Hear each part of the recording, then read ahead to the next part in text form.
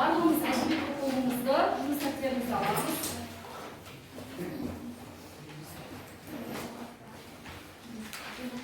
Балалардың сыныпта кім жоқ?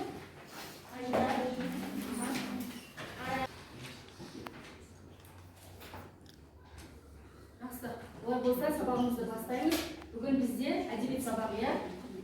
Тақырыппен және бүгінгі сабақтың мақсатымен таныстырып өтетін болсам, назарыңызды экранға аударсақ. Бүгінгі сабағымыздың тақырыбы Шәкәрім Құдайбердіұлының Еңлік кебек поэмасындағы кейіпкерлер бейнесі деп аталады. Және сабағымыздың оқу мақсаты мұнда біз көркем шығармадағы кейіпкерлерді сомдауда тура және жанама мінездеулерді осы сабақта жіктейтін боламыз. Және ойлаймын мен сіздер сабақтың соңында дәл осы оқу мақсатына жетесіздер деген үміттенемін.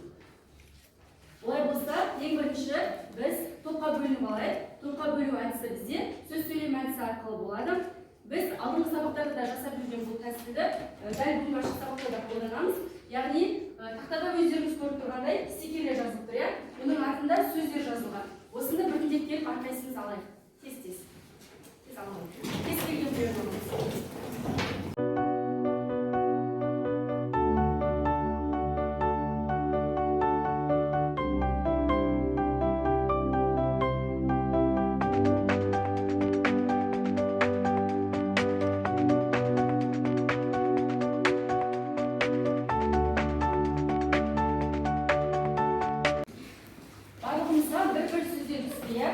Енді осы сөздерді біріктіріп, біз сөйлем құрастырамыз, сонда топ мүшелері де бізде бірігетін болады. Яғни бірінші топ сұңқар тобы, екінші топ дарын тобы, үшінші топ достық тобы болып құраласыздар, иә?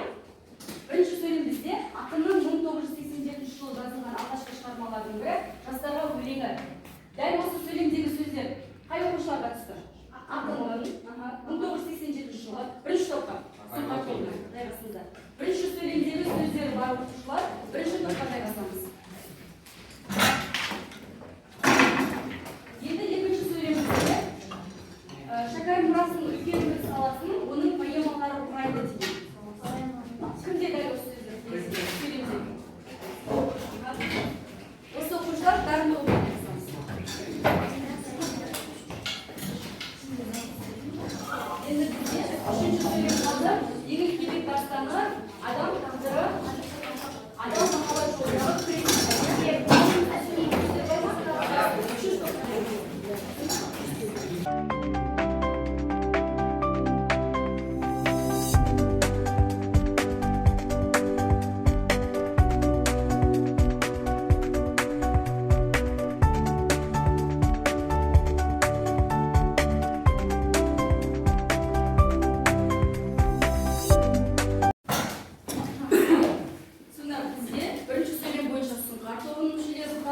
Екінші сөйлем бойынша дарын тобының мүшелері құралды, ал үшінші сөйлем бойынша достық тобының мүшелері құралды. Жақсы. Енді сабақты бастамас бұрын сіздерге дәл бүгінгі сабағымыз топтық жұмыс арқылы өтетін болғандықтан топ ережесімен таныстырып өтейін. Тақтада топ ережесі жазылған. Бұрынғы сабақтарда біз топ ережесін сақтай отырып жұмыс жасайтынбыз. Дәл сол ережелерді сақтаймыз. Яғни топпен жұмыс жасаған кезде міндетті түрде бірлесе отырып жұмыс жасаймыз. Уақытты тиімді пайдаланамыз, яғни регламентті сақтаймыз. Одан кейінгі мәселе басқаның сөзін бөлмеу, пікірін ашық айту, сыйластық, жылдамдық, ауызбіршілік деген сынды қасиеттерді сақтай отырып сабағымызды өтетін боламыз. Және бағалау сіздерде қалыптастырушы бағалау әр топтан, мысалға сұңқар тобынан бір топ басшы сайлайсыздар, дарын тобынан бір топ басшы сайлайсыздар, өздеріңіздің араларыңызда және достық тобынан бір топ басшысын сайлайсыздар. Сол топ басшылары бүгінгі сабақта кім топтық жұмысқа қалай қатысты, соны қарап отырамыз. Жақсы ма? Сабақтың соңында сол арқылы да бағаламыз. Одан бөлек сіздер мынадай жарайсың деген стикерлер арқылы сабаққа қатысу белсенділіктеріңізге қарай бағаланатын боласыздар. Бұл жеке беріледі, түсінікті. Енді біз ынтымақтастық атмосферасын қалыптастыру мақсатында сұңқар тобы дарын тобы достық тобына микрофонды алып, яғни ашық микрофонымызды пайдалана отырып тілек айтамыз, иә? Топпен бірлесе отырып ұйымдастырыңыздар. Сіздер бір тілек ұйымдастырыңыздар, ал сіздер бір тілек ұйымдастырыңыздар. Және үшінші топ достық тобы маған айтасыздар. Жақсы ма? Мұғалімге. Иә, бір адам. Бүгінгі сабаққа сәттілер, кеңес секілдер. Бүгінгі сабақта жақсы жетістіктер алдым. Екінші топқа, иә? Дарын тобына.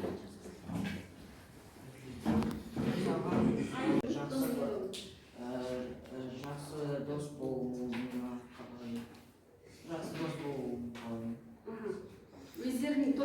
баяндасай. Жақсы достықта тілеймін дейсің бе? Иә, жақсы достықта тілеймін. Жақсы, рахмет. Келесі, үшінші топ.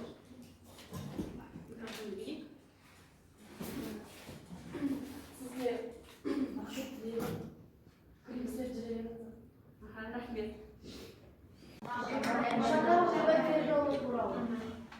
Қандай шығармалармен таныс болдық? Өте жақсы. Соның ішінде кеңірек тоқталғанымыз еңбек поэмасы болады, иә? Енді өткен сабақты еске түсіру мақсатында мен сіздерге ой қозғау сұрақтарын қойып келдім. Ең бірінші сұрақ, Шәкәрім Құдайбердіұлы кім? Ақын, жазушы, қол көтеріңіз. Әдебиетші.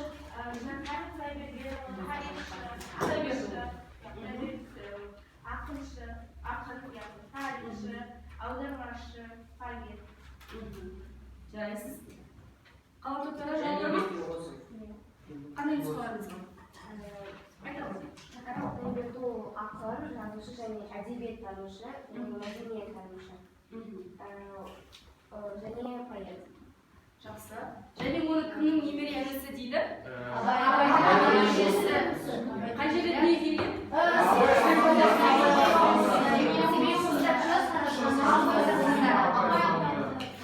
Жақсы. Келесі екінші сұрағымыз Шәкәрім шығармаларын атаңыз және де оның қандай тәрбиелік мәні бар? Шығармалары. Тәрбиелеп білеміз ба? Қандай өлеңмен таныс болды? Айта қойыңыз. Шәкәрім Құдайбердіұлының қаһармандары өлеңдер жастарға және де өзінің шығармалары деген шығармалармен таныс болды. Және де олардың көбі жастарға дамымай ғылымға жақын болуды насихаттайды. Өте жақсы, рахмет. Айта қойыңыз. Біздің көбінесе оқыған сол қаһарман өлеңдердің бәрі бір түбінде көбінесе қазақилықпен және дәстүрлікке алып келеді. Яғни көбінесе салт дәстүрмен рушылдықты насихаттайды. Жақсы, айта қойыңыз. Шәкәрім Құдайбердіұлы көбінесе махаббат жыры туралы көп жазған, яғни ол жастарға мынаны жеткізгісі келді. Жастар бір-бірін шын жүректен сүю керек, сүйгісі келсе. Яғни оның көптеген махаббат драмалық шығармалар көп. Үш поэмасы да махаббат туралы. Иә. Бізге беретін тәрбиелік мәні? Яғни жастар бір-бірін сүйгісі келсе, шын жүрекпен сүйсі жүрген тәрбиелік мәні. Адам махаббаты Иә, насихат. адам. Рахмет, отырыңыз. Келесі үшінші сұрағымыз Еңлік кебек поэмасының басты идеясы қандай? Айта ғой.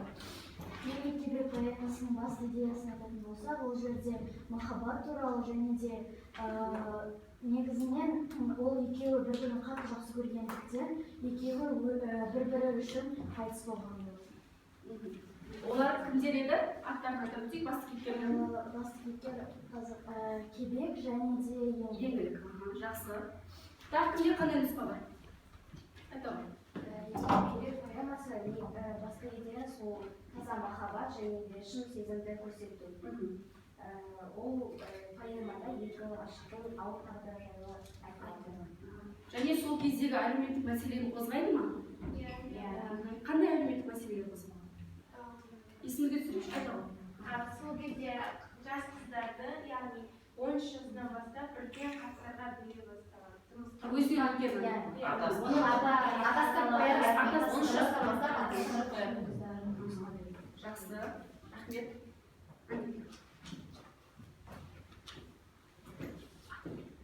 Сіздерге өткен сабақта үйге тапсырма дәл осы Шәкәрім Құдайбердіұлының 3 поэмасы негізінде материалдар жинақтап келу болатын, иә? Солай ма? Еңлік кебек, Ләйлі Мәжнүн, сосын қандай жалпы таныспыз, иә, үшеуімен де? Жақсы. Олай болса, ең бірінші бүгінгі кейіпкерлер бейнесі деген жаңа сабағымыздың айдарын дәл осы бейнематериал арқылы ашсақ, назарымызды экранға аударамыз.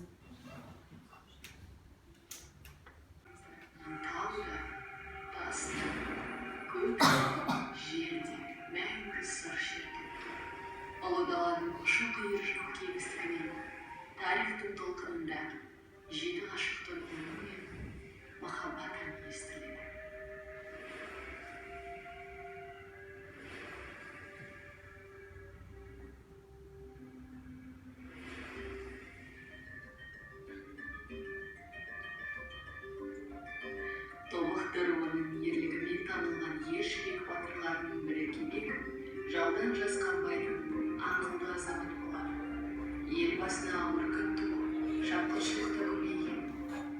Жұртқа шығарылды кебек, болашақ білмек болып көріп келе барады. Абыз батырдың қазасы қыздың кесірінен болатынын айтады. Ауыр ойдан арылғысы келген кебек алға шығады. Бұрқасын боранға тап болып адасып кетеді. Бір отау болды болады. Қыздың қашып кеткенін білген ауыл жұрты ғашықтарды өлтірмек болады. Енді көне ханымда екеуін бір жерге жіберген тұсы. Халықтың надандығы қашын еткен екі жастың өліміне себеп болады. Ордада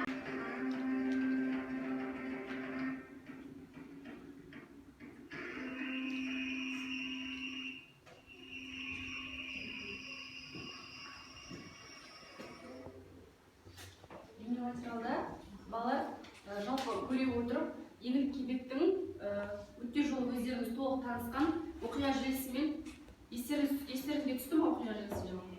Қалай басталады, шиеленісуі және шарықтаушы шешімі деген сынды.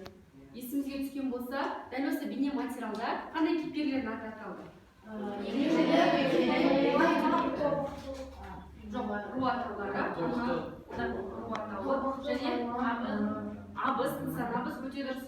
Және басты кейіпкерлер еңлік кебек. Тағы қандай кейіпкердің аты аталды? Сәби.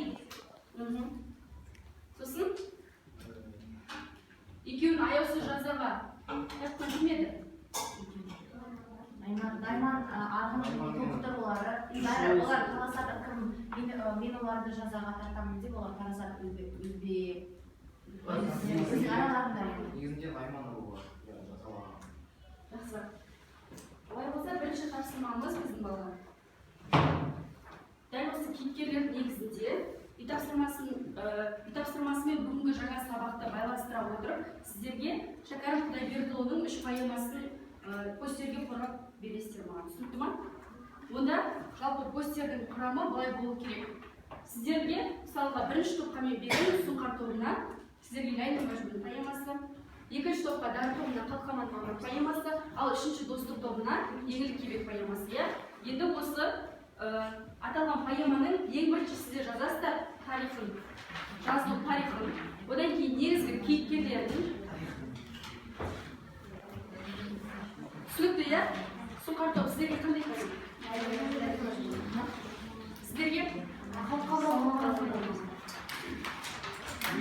Еңлік кебек. Үш поэмасын қазір қалдайтын боламыз. Сіздерге постерді қорғауға 5 минут уақыт беріледі. Яғни постерді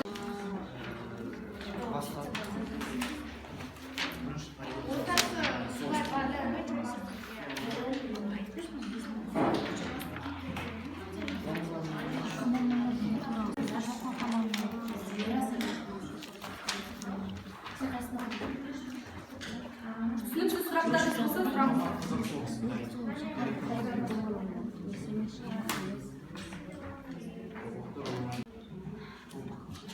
Назар, атсалысамыз.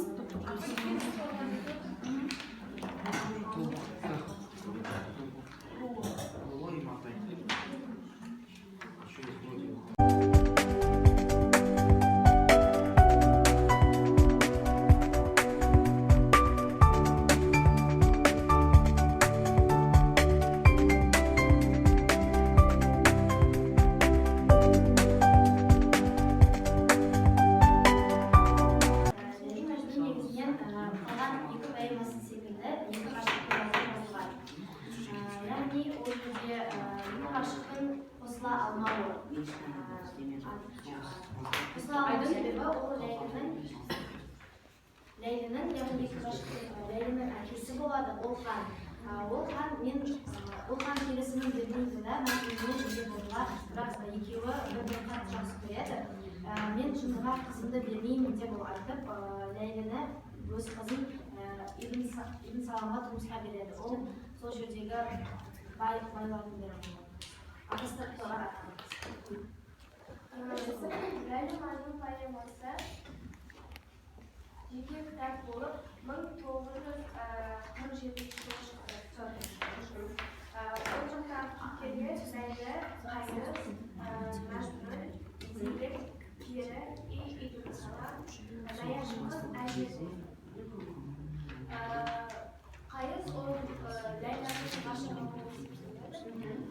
Biri o Leyla'nın özüne ilişken Тынышталыш. Бірінші қақпашы бер. Қақпаттан командаға. Жоқ па? Қақпаттан қосатын. Жақсы, рахмет. Екінші топ дарын тобы.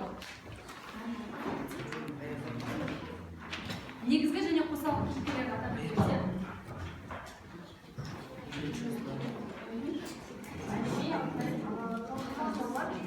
ол mesela bize başvurular yapılar bilgi olmak sebebi sürekli bir milyon негізінде мақаланың өмір жасау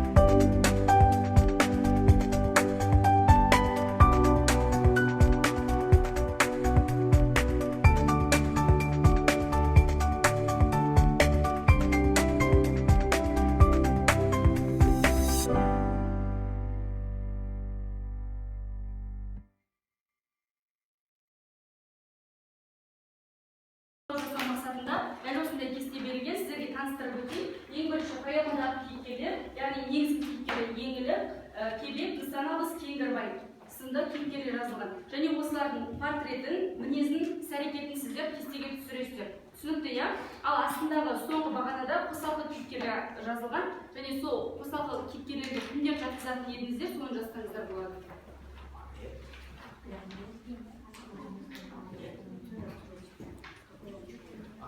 Түсініксіз нәрсе бар ма? Түсінбесе сұраймыз.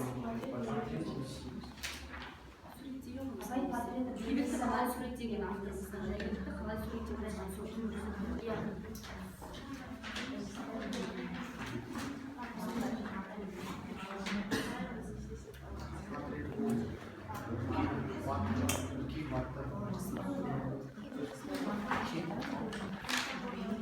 Анвар, сатсамсың?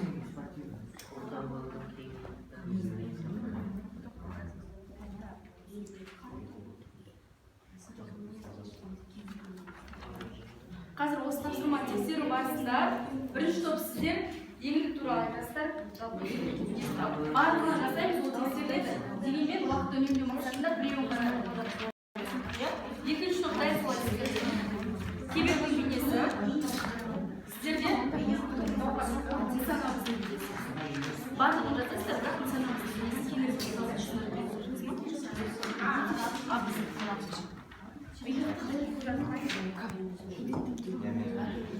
екі кейіпкерге ғана сипаттама берілді.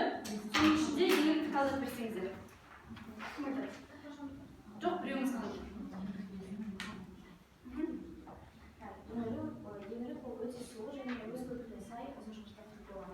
Және ол өзі ол ұстамды және батыл болған. Сонымен қоса оны сәлекет туралы айтсақ, ол махаббатына берік және ғашық үшін бәрін Жақсы, рахмет. Келесі дарын тобы. Дарын топ жасадық па? Тек үш кейіпкерге сипаттама бердік, иә? Соның ішінде Кебекке тоқталыңыздар. Кебек ол өзі қара торы және де сымбатты болып келетін батыл жігіт. Оның мінезі, яғни ол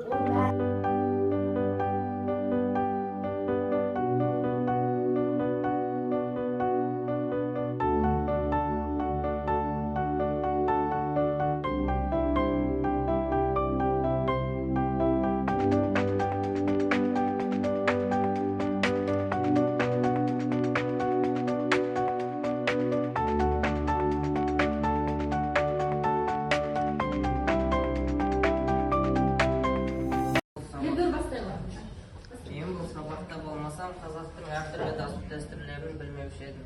Поэмада кездескен дәстүрлер туралы жақсы. Бұл сабақта білмесем, Еңілік пен Ләйлә Мәжнүн туралы нақты ақпарат десек. Менің сол уақыт болмаса елінің кебек туралы және Махмудты көрмеуші едім. Өте жақсы.